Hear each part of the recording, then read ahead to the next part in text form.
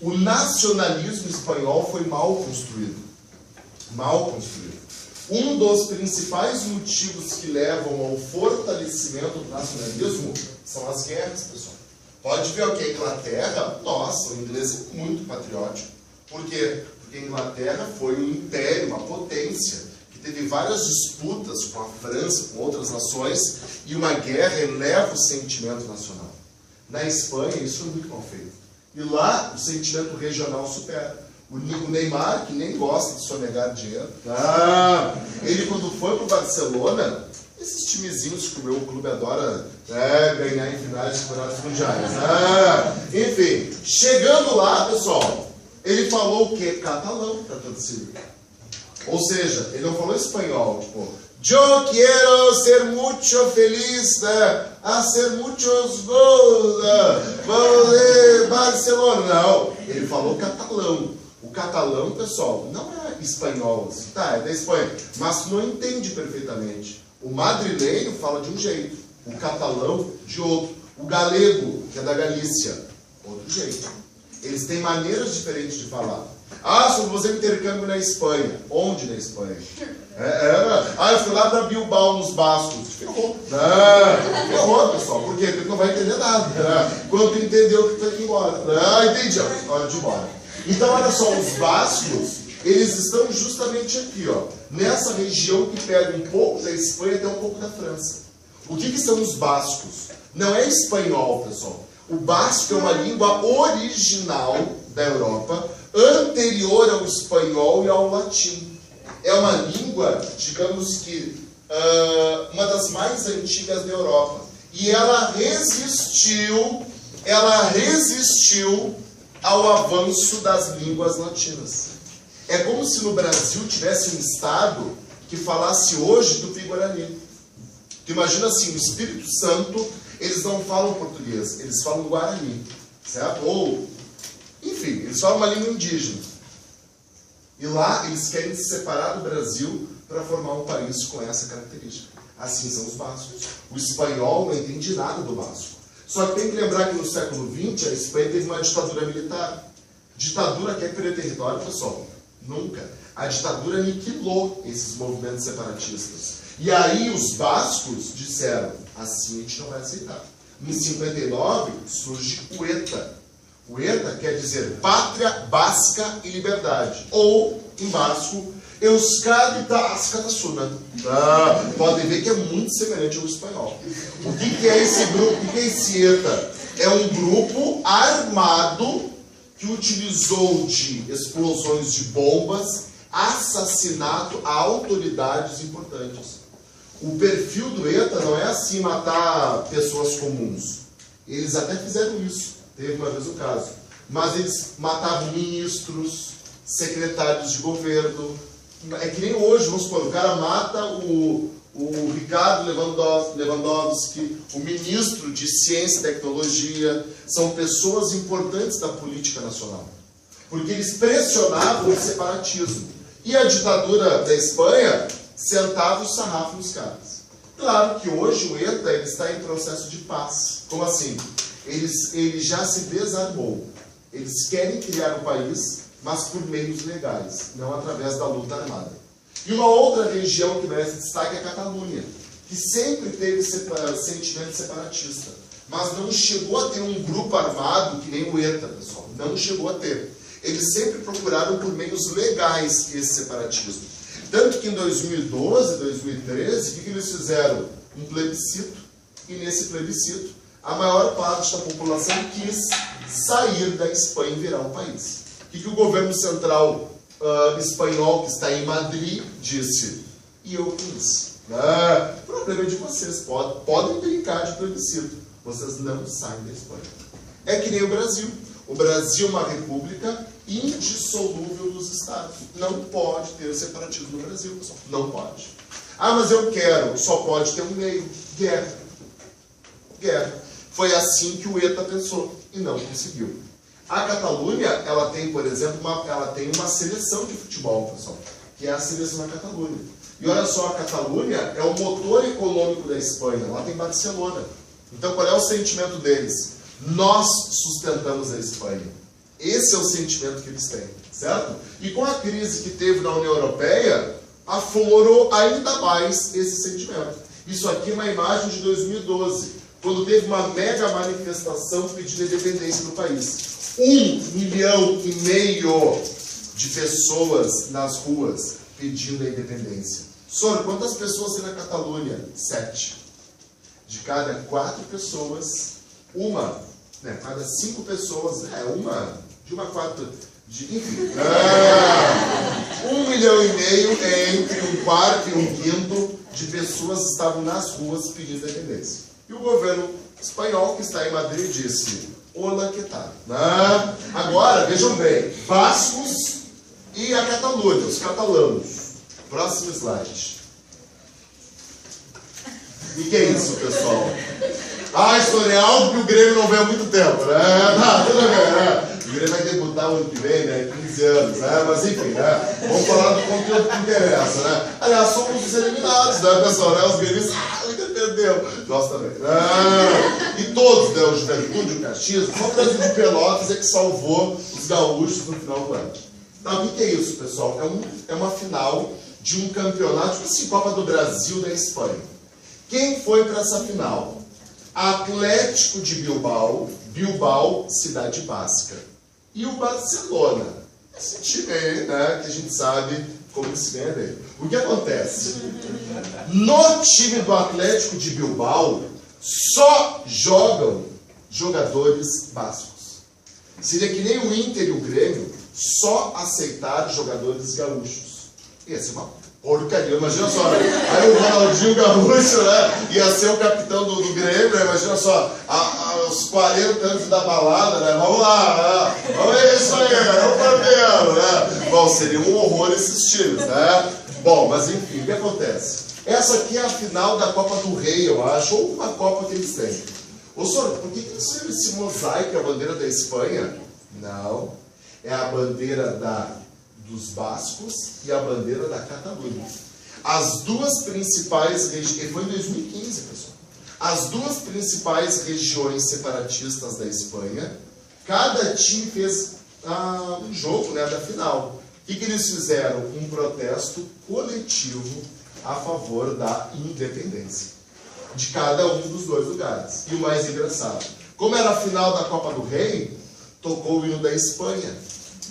O que aconteceu com o hino da Espanha? Foi vaiado na enésima potência. Aí eles levantaram os mosaicos, um de cada região. Pessoal, na Europa, o futebol é muito mais político do que aqui. Aqui ele está no nível de: ei, vai tomar chuchu! Ainda está nesse nível assim, meio Série B do gauchão, né? Lá na Europa, pessoal, o futebol ele é político. Tanto é que a Lazio, que é o time de Roma, é um time identificado com muitos torcedores fascistas. Tanto que a Lazio tem uma torcida que é fascista, pessoal. Tem jogador que faz gol e vai lá. Ele faz. É verdade.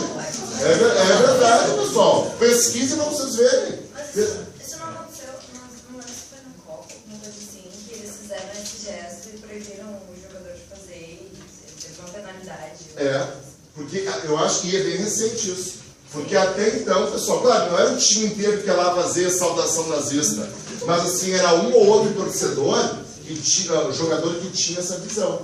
Aí tem outro time na Itália que é o Livorno, que é um time que a torcida levanta a bandeira da Jamaica, do Che Guevara, de Cuba, porque lá a política é muito mais ligada ao futebol.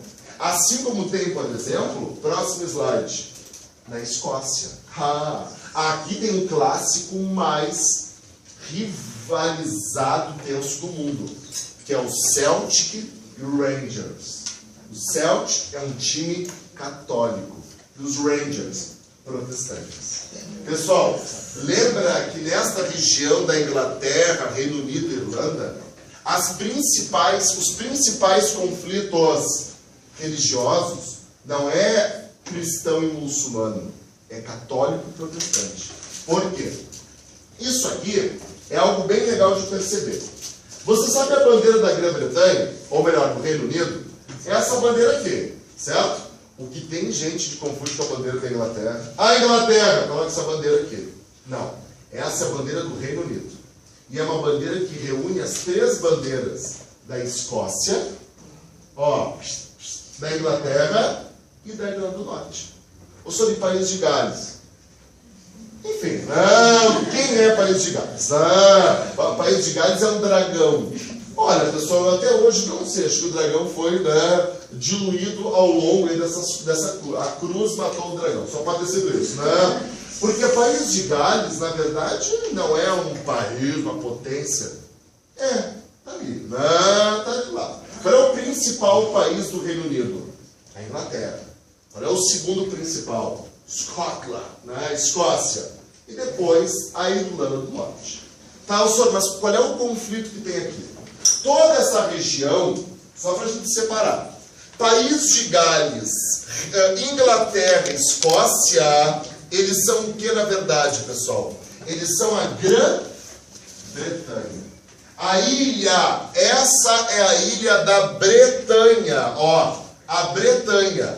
O que é o Reino Unido? São esses 4 países. O Reino Unido é uma união política. O Reino Unido é uma união política. Qual é o principal país desses 4, pessoal?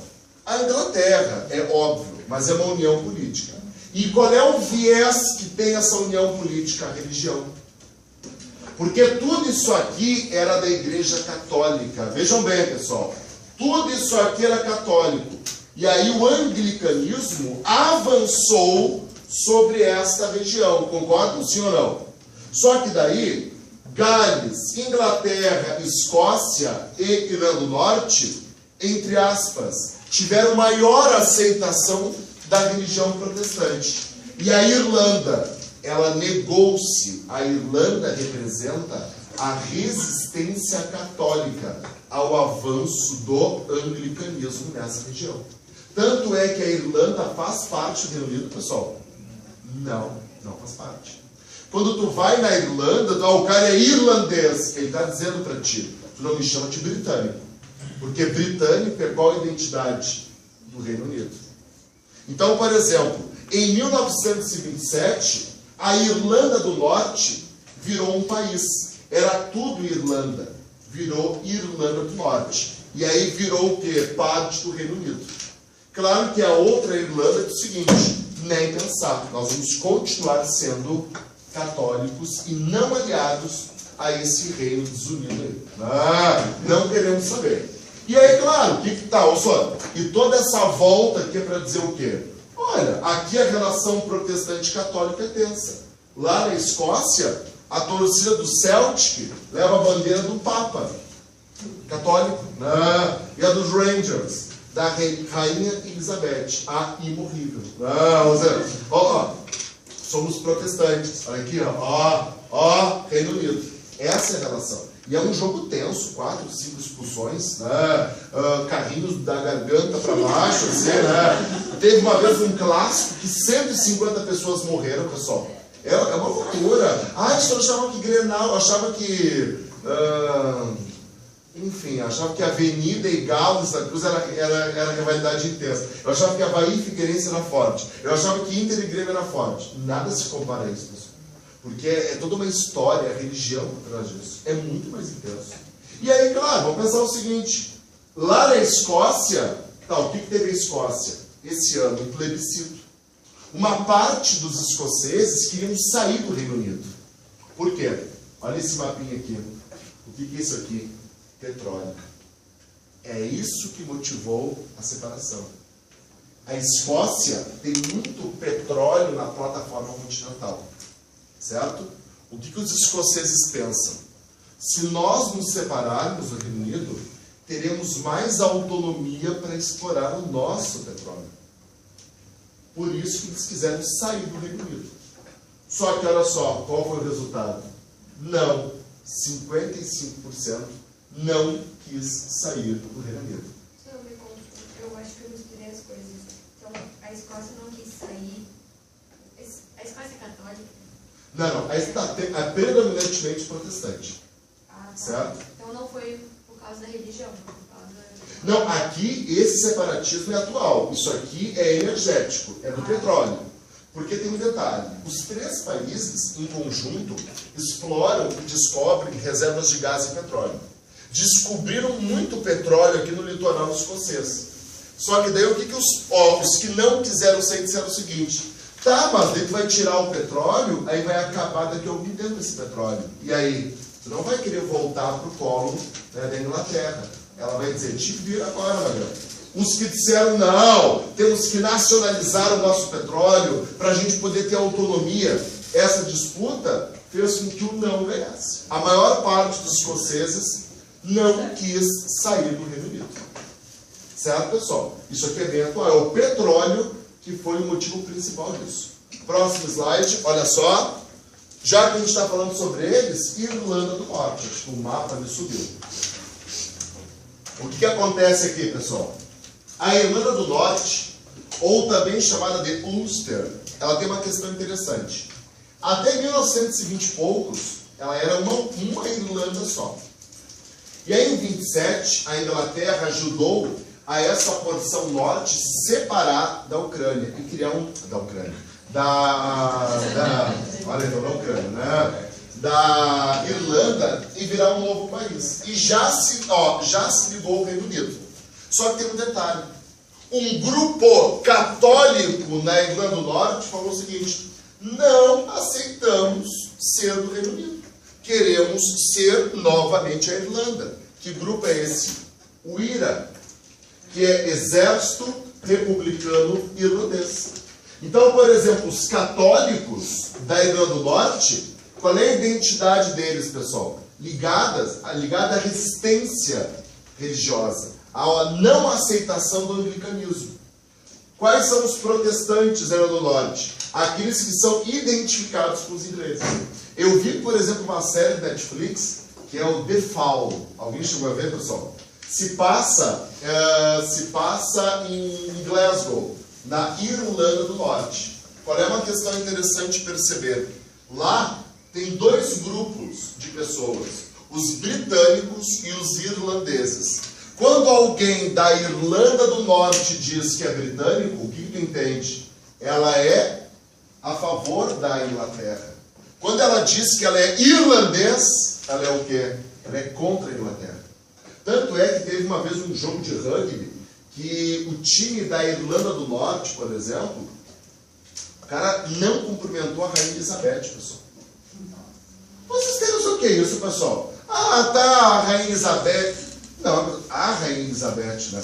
Qualquer um de nós, se fôssemos à frente dela, ia ver o quê? Que era um boneco de cera? Não, ia chegar lá, ela ia nos cumprimentar, pessoal. Todo mundo ia ficar assim, né? O cara ainda fez assim, ó. Por quê? Porque ele era um nacionalista que não queria essa união com a Inglaterra. Então lá o principal conflito é esse. Pergunto a todos, ficou claro sim ou não? Esse grupo IRA fazia igual o ETA, atentado a autoridades importantes. Claro que hoje eles também estão em processo de paz. Tanto que ninguém fala mais sobre eles. Próximo. Oi. O quê? Na década de 20. Eu não sei se é 22 ou 23, é 1920 e poucos. Olha só, pessoal, no colégio vocês brincavam, né? O professor dizia, olha a Chechênia, né? Olha lá então. Para entender a Chechênia, pessoal. Não, mas quem nasce no Chechênia é checheno, né? Mas enfim, o que acontece, pessoal? A Chechênia, ela na verdade é o quê? Ela é, entre aspas, um estado russo. A Chechênia, ela é uma república russa. Ô senhor, quando que ela quis se separar? Quando a União Soviética acabou, olha só, pessoal. Quando a União Soviética acabou, várias repúblicas soviéticas começaram a tornar-se independentes. E regiões da Rússia começaram também a querer se separar da Rússia. Uma delas era quem? A Chechênia. A Chechênia faz parte da Rússia e, digamos, está aproximadamente aqui, ó. Aqui está a Chechênia. Tá, sobre por que eles querem se separar? É uma questão religiosa. Maioria muçulmana. Lá o principal fator que motiva a separação é a religião muçulmana. E com outro agravante, lá tem áreas de exploração de petróleo. Então, quer dizer, tu acha que a Rússia vai deixar um estado, uma república, que é um campo de petróleo, se separar, pessoal? É óbvio que não. Tanto é que tivemos mais do que dois conflitos na Chechênia, porque eles tentam se separar, vem a Rússia, senta o sarrafo em todo mundo e diz, vocês vão se separar? Ah, tá, esqueci. Aí, vamos separar. A Rússia vem, senta o pau de todo mundo e diz, vocês querem se separar? Eu acho que a gente esqueceu essa ideia, né? Então, quer dizer, eles vão esgoelando, queira ou não, essas tentativas de separação. Ah, isso, mas como a Rússia é malvada, ela não quer perder território? Pois é, mas olha o que ela faz com os países vizinhos, como a Geórgia. Na Geórgia, não esquece, aqui tem a Ossétia do Sul. A Ossétia do Sul quis se separar da Geórgia e virar da Rússia. Aí a Rússia disse, eu aceito. Que hipocrisia, né? Ela dá-lhe pau em quem quer sair e agrada quem quer entrar. Bem-vindo ao mundo real. É a realpolitik, né, pessoal? Política real. Só que tem um detalhe, esse mapa não mostra. Isso aqui foi em 2008. Quem fizer a prova da URGS de 2009, tem uma questão sobre isso. Por quê? Em 2008, a Ossétia do Sul, ela quis se separar da Geórgia, e mais ou menos aqui, pessoal, tem a Ossétia do Norte. Tá entendendo? A Ossétia do Norte, ela é da Rússia. O que a Ossétia do Sul quis? Virar Rússia também. Porque é uma região só, a mesma identidade. E eles têm uma identidade mais ligada aos russos do que a Geórgia. Só que daí a Geórgia disse em 2008, Ossétia do Sul, se tu te separar, eu vou sentar todo mundo sendo um sarrafo separatista? Claro, pessoal. Qual país quer perder território? Nenhum. Então, a Geórgia foi lá com seus tanques de guerra e disse, acabou a brincadeira. Também fizeram plebiscito, mas não deu nada. Não aceitamos. E se separar, vai ser o quê? Vou chamar a nossa grande poeta, né, Valesca, e vai ser tiro de porrada, bomba, canhão em vocês, e beijinho no ombro no final. Né? E não tem papo. Essa é a questão. Não rolou o separatismo, pronto, ficou como está. Como consequência, a Geórgia, por esse estresse diplomático, saiu da comunidade dos Estados Independentes, né? Como resposta a essa tensão entre os dois países. Foi ou não foi, pessoal? Foi? Então agora, meu Deus, prepara, pessoal. Agora a coisa vai pegar fogo. Este assunto, eu acho que eu devo ter falado, deixa eu ver, mais ou menos umas 28 semanas, no mínimo, a respeito da crise migratória, pessoal, da Europa. Tudo bem? O que é esse barco? Ele é um cruzeiro sobre o mar Mediterrâneo. B, um navio de pesca entre Pinhal e Tramandaí. C, um cruzeiro da CVC no Brasil, entre Porto Seguro e Rio Grande, lugares paradisíacos. Claro que não. Esse aqui é um barco atrolhado de imigrantes tentando entrar na Europa. O que acontece? Quantas pessoas tem aqui? Um monte. Em média, cada embarcação como essa leva de 300 a 500 pessoas. Os coiotes que fazem esse movimento ganham por pessoa mais ou menos $3.000 por pessoa. De 2 a 3 mil dólares. Se eles colocam 500 pessoas, é $1 milhão por barco. Ou por barco, né? Ou só, mas a maioria chega, outros explodem, viram, eles não estão nem aí. Qual seria o número desejável de pessoas? No mínimo a metade disso aqui, né? Só que a metade é $500 mil a menos. Coiote tem, sim, visão racional do ser humano, pessoal? É claro que não. O cara é um seminário, ele quer dinheiro, não interessa. Então o que acontece? Esse mercado, esse fluxo de pessoas sempre existiu. Recentemente, a Europa está vivendo uma onda imigratória, pessoal, como há muitas décadas não se viu. Quais são os motivos que levam a isso? Acho que é bom te contextualizar. Já que vocês viram aula sobre África e Ásia, está ali o motivo, a explicação dessa imigração, certo? Mas antes de qualquer coisa, eu vou trazer para vocês o mapa da Europa e também da África e da Ásia, tá? Qual é o mar que está no meio dos três aqui, pessoal? O mar Mediterrâneo.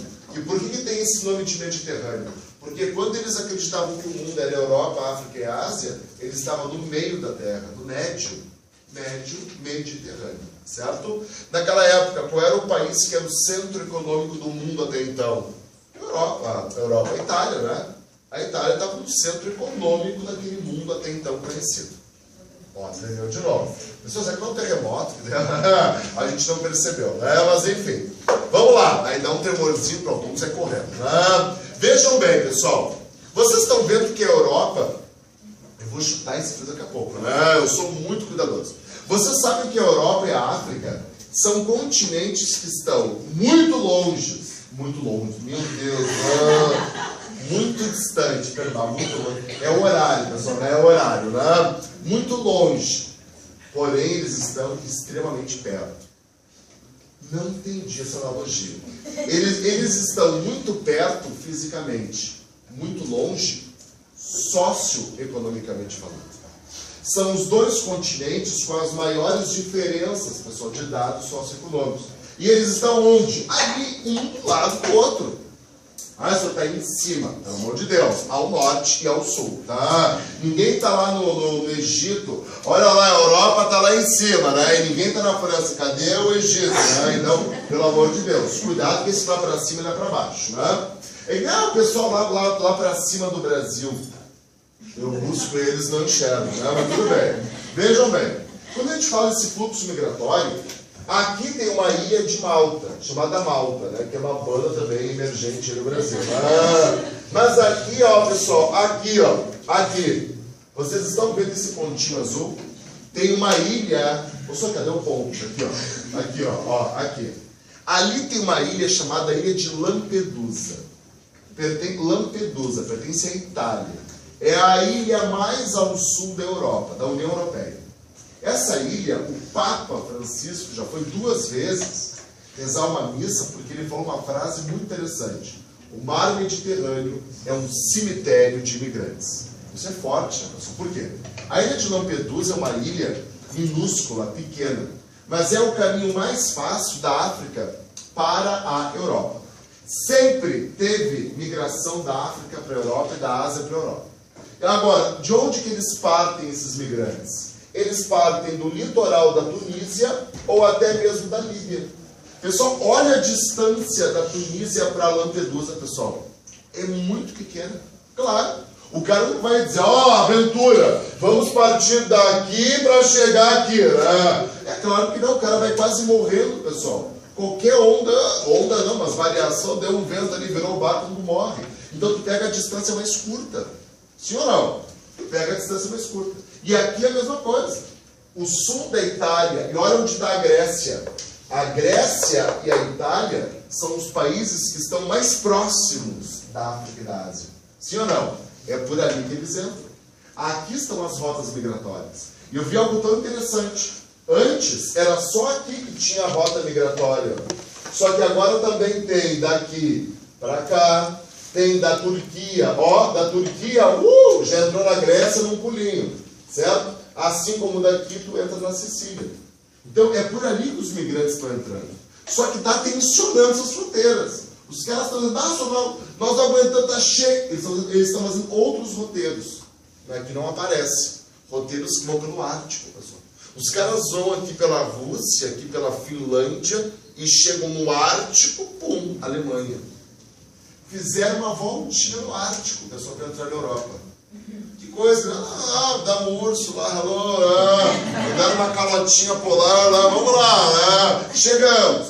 Tem sírio que vem até o Brasil, vai para a Guiana Francesa, vai para a Europa. Então, quer dizer, e por que eles procuram a Europa, pessoal? Olha só, e não contentes em entrar por aqui, eles estão entrando por onde? pelo primeiro país da União Europeia que permite a livre circulação. Olha aqui, Hungria. Como é que eles fazem? Ó, aqui da Hungria, certo? Eles vêm pela Sérvia. Na Sérvia, aqui está a fronteira com a Hungria, correto? Na Sérvia, não é da União Europeia. Eles vão pela Sérvia, chegam na Sérvia e vão para a Hungria. Na Hungria é onde todo mundo está entrando. E da Hungria, eles começam o quê?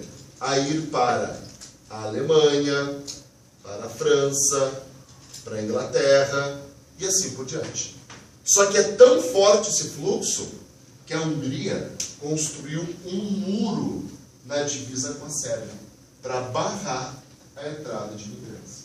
Como é que eles entram? Antes, ordenadamente. E agora, pessoal?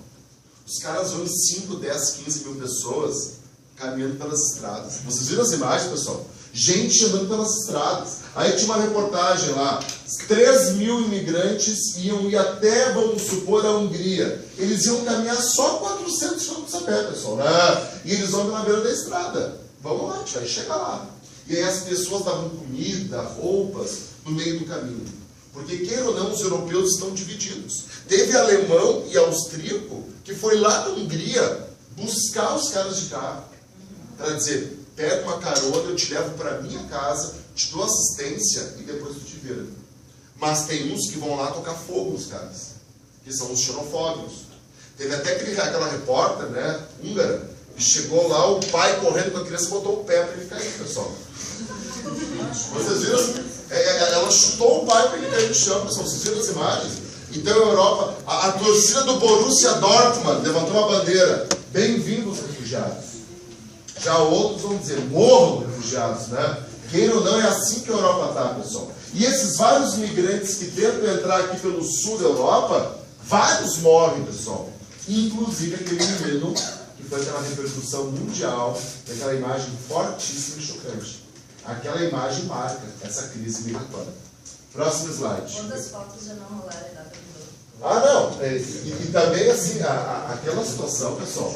E eu posso afirmar para vocês, aquela imagem, ela simbolizou toda essa crise imigratória que hoje a Europa vive. Assim, ó, indiscutivelmente, né? Aqui, por exemplo, é uma imagem, olha só, pessoal, olha só. Aqui uma imagem que mostra um grupo, um barco que foi então pego por forças militares e eles são obrigados a trazer para a terra. Porque tem que pensar o seguinte, senhor, por que os países não vão lá e dão um tiro, né, explodem o barco? Eles até fazem durante a noite isso.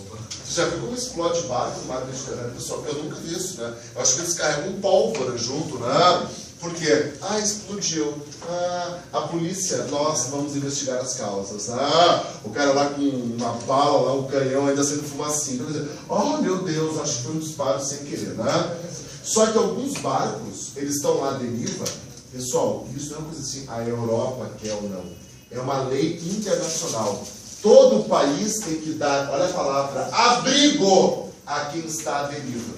Tem um barco de pessoas, vamos supor, de uruguaios, na costa gaúcha lá à deriva, o Rio Grande do Sul tem que trazer esses caras para a terra, e não é, vou te dar uma casa aqui na beira da praia, não é isso, mas eu vou te dar assistência.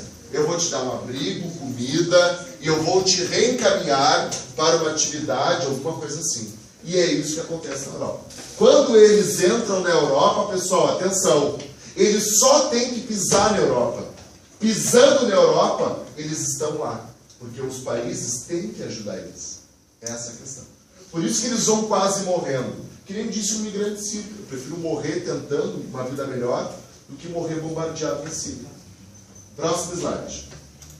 E olha só, qual é o contexto então?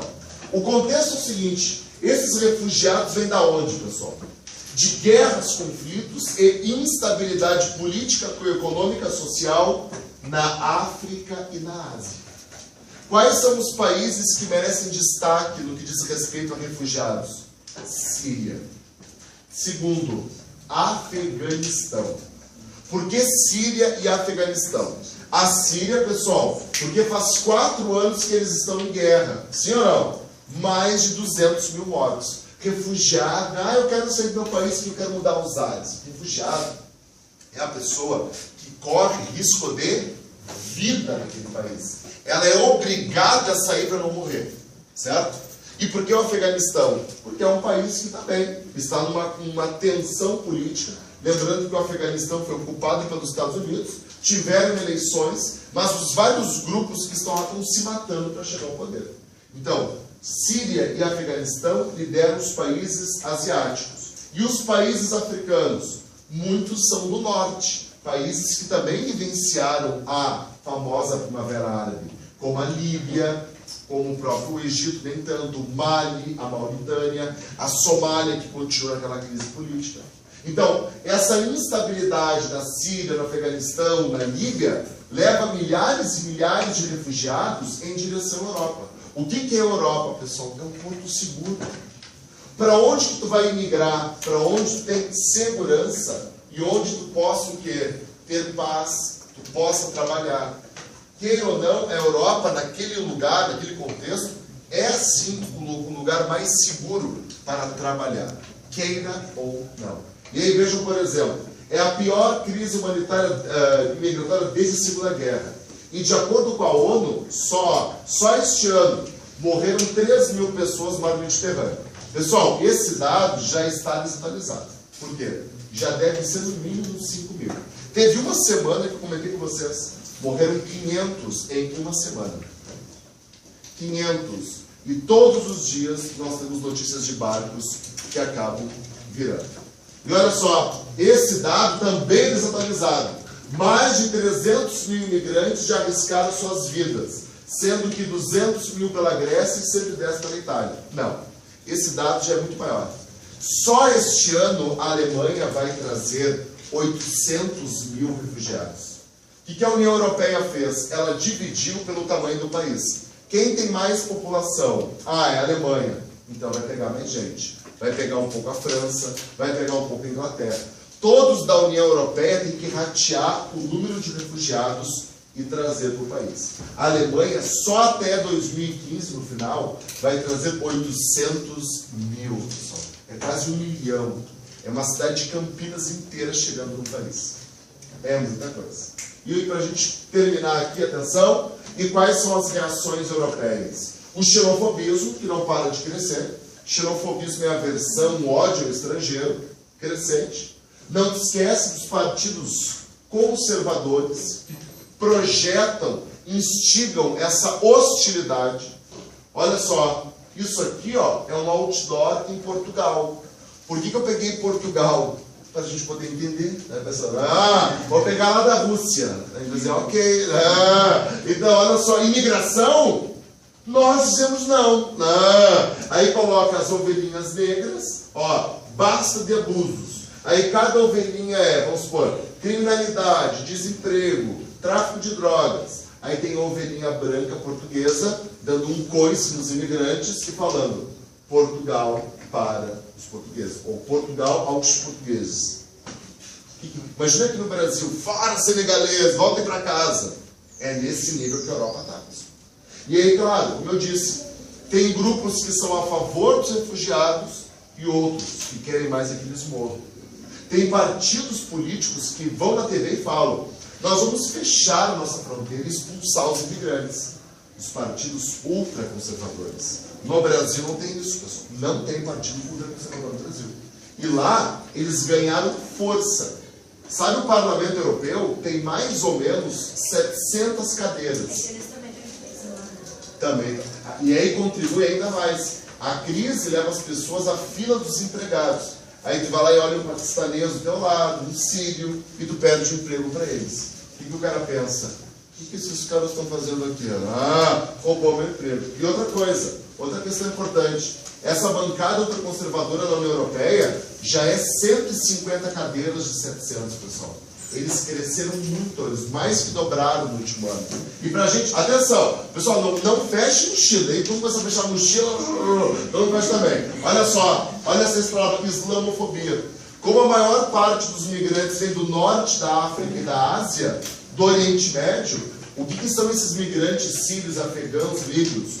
Muçulmanos. E lá na Europa, o xenofobismo ele é muito concentrado no islamismo. Tanto que já se fala em islamofobia. Tem partido político na França que diz: o que vai ser na França? Daqui a pouco nós estaremos fazendo 5 orações por dia, estaremos usando o Alcorão dentro dos bancos, né, do Tribunal de Justiça. E esse discurso europeu, pessoal, ele cai como uma luva àquelas pessoas que depositam a culpa do país nos imigrantes. Sabe qual é o ambiente que a Europa vive? O mesmo ambiente da década de 30, antes da Segunda Guerra. A Alemanha, a Itália, a Alemanha, culpando os imigrantes pelo caos econômico. É a mesma situação, pessoal. Então, fiquem atentos, por gentileza. Então, pessoal, espero poder ter ajudado vocês nessas atualidades. Desejo a todos um bom final de semana, bom descanso, bons estudos e até segunda. Tchau, pessoal. Muito obrigado.